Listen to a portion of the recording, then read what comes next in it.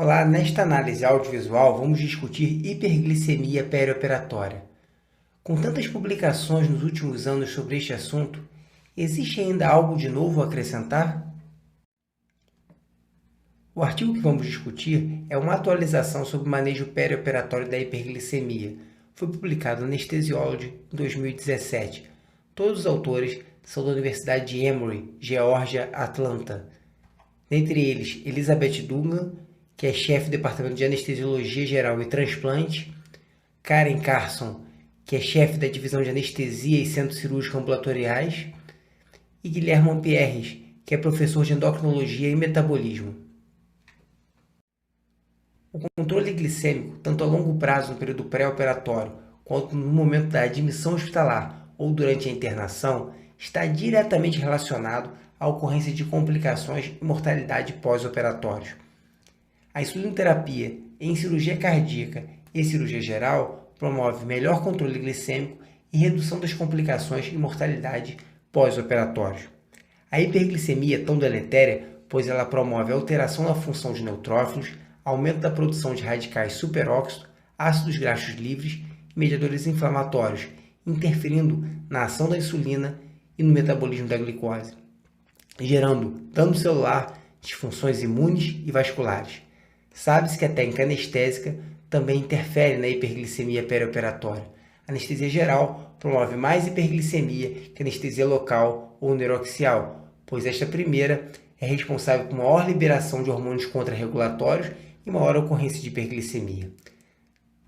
Os agentes halogenados também inibem diretamente a secreção de insulina e aumentam a produção hepática de glicose. A técnica cirúrgica também interfere na ocorrência de hiperglicemia. Procedimentos minimamente invasivos promovem menos desglicemia.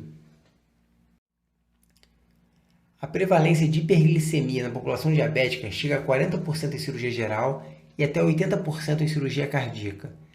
Sabe-se que a hiperglicemia de estresse na população não diabética estaria relacionada a maior risco de complicações do que a hiperglicemia em diabéticos.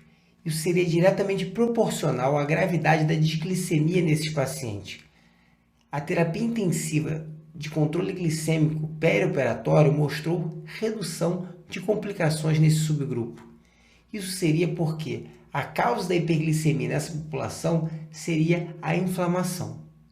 A prevalência gira de 12% a 30%, só que quando analisamos esse subgrupo, vemos que 30% a 60% já tinham intolerância prévia à glicose e até mesmo diabetes não diagnosticado. E como diferenciar o grupo que apresenta inflamação daquele diabético não controlado? Seria a dosagem da hemoglobina glicosilada. Em cirurgia cardíaca, os resultados são variados. Nesse estudo, com 400 pacientes, a terapia intensiva com insulina, mantendo o alvo de 80 a 100 mg por decilitro, promoveu maior mortalidade e maior ocorrência de acidentes vasculares cerebrais no grupo intensivo. Já esta meta-análise com 5 estudos, o tratamento intensivo reduziu as taxas de infecção, porém sem redução de mortalidade. Na terapia intensiva em pacientes críticos, múltiplos estudos já foram feitos. Os resultados são mais hipoglicemia e maior mortalidade quando ocorre o controle rígido da glicemia. E quais seriam os alvos glicêmicos a serem atingidos no período perioperatório? Existem divergências entre as diversas sociedades. Porém, analisando cada uma de suas recomendações, chegamos a um valor entre 140 e 180 mg por decilitro. As bases para o manejo pré-operatório envolvem a análise do tipo de diabetes que o paciente apresenta, a natureza e extensão da cirurgia proposta, da duração do jejum perioperatório e a importância da instituição do protocolo ERAS, com oferta de líquidos sem resíduo e maltodestrina até 2 horas antes do procedimento e reintrodução precoce da dieta. O tipo de medicação que o paciente utiliza e, consequentemente, o seu estado de controle metabólico. Apesar de tudo, poucos trabalhos randomizados e controlados foram realizados, apenas pequenos estudos. E a maioria das recomendações ainda se baseia em farmacologia.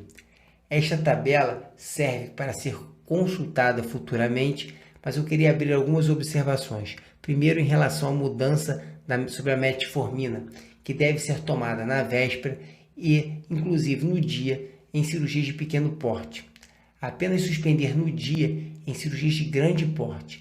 A exceção seria pacientes com creatinina abaixo de 45 ml minuto e pacientes que seriam submetidos a exames com contraste intravenoso. Estes deveriam ter a metformina suspensa na véspera.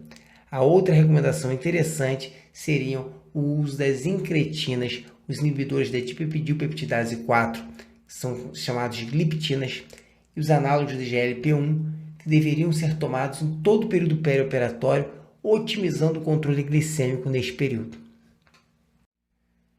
No manejo perioperatório, precisamos identificar aqueles pacientes sensíveis à insulinoterapia, mais propensos, portanto, à hipoglicemia, que seriam idade maior que 70 anos, taxa de filtração glomerular menor que 45 ml minuto e sem história de diabetes. E aqueles pacientes mais resistentes à insulinoterapia, que seriam os com IMC maior que 35, com dose domiciliar de insulina maior que 80 unidades dia e em uso de corticosteroides com dose superior a 20 mg de equivalente de prednisona.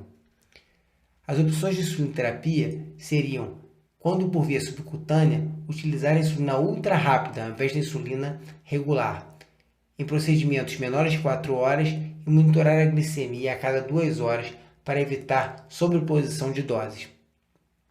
Utilizar a insulina regular em infusão intravenosa, quando em procedimentos com possibilidade de perda de fluidos, instabilidade hemodinâmica, uso de vasopressores inotrópicos, alterações de temperatura, seja hipotermia ou procedimentos com quimioterapia hipertérmica, e qualquer procedimento com duração maior que 4 horas.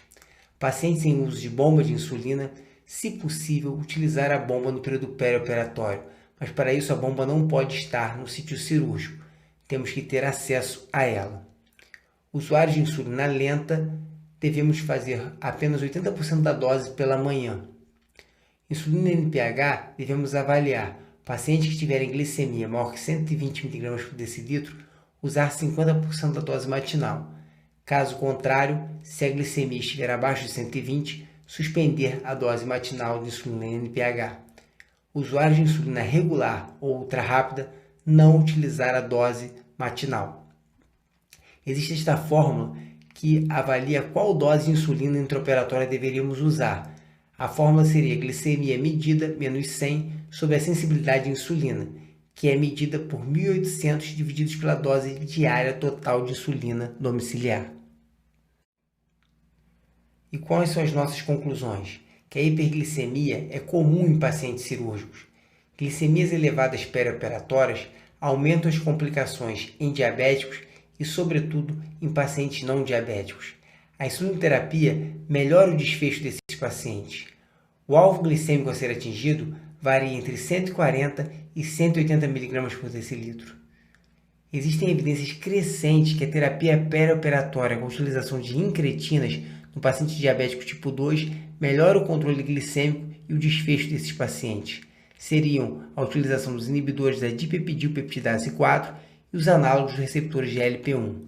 Cada instituição deve montar times multidisciplinares contando com profissionais da anestesia, cirurgia, terapia intensiva, clínica médica e endocrinologia, sem esquecer de profissionais da enfermagem e nutrição, montar assim protocolos institucionais customizados ligados aos princípios do protocolo ERAS. Dúvidas, críticas ou sugestões, entre em contato. Nosso e-mail contato@nest4u.com. Muito obrigado!